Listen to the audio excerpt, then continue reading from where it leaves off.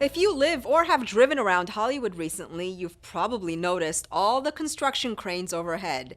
Well, that's because the area's building boom is in full swing. Gil Reyes hears from developers who answer some of their critics. Have you seen it? The recently opened Dream Hotel on Selma and Cahuenga. It's one of several new development projects in Hollywood, and more are coming.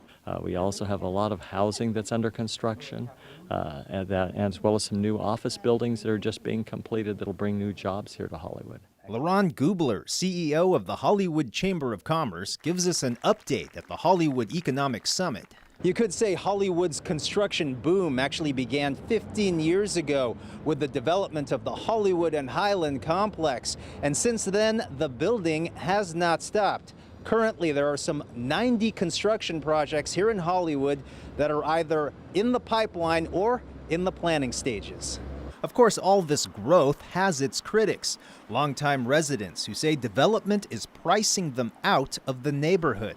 They've fought back at the polls and in court, but former area councilman Tom LaBonge reminds them development has benefits too, like job creation. There's this economic engine that does help people. Developers also say the more housing we build, the more the cost of housing goes down because there's more available for everyone.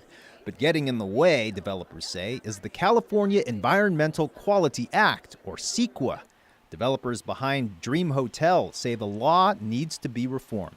Anyone off the street can file a litigation matter on a CEQA, and then you have to challenge it. And that threat of challenging it could drag out some time. You have a threat of being able to get your financing or not on a project. Has that affected you personally? It's affecting us now, yeah. In fact, two other Hollywood projects from Dream Hotel developers remain tied up in court. The city is updating a Hollywood community plan that will hopefully be adopted by the beginning of 2018. We're listening to everyone and all viewpoints. That's why this plan actually preserves about half of the area in terms of keeping the residential neighborhoods intact, while concentrating much of the construction near transit stops to encourage more public transit, less driving. In Hollywood, I'm Gil Reyes for LA This Week. Councilmember Mitch O'Farrell also wants to add more traffic signals around development projects to help ensure safety.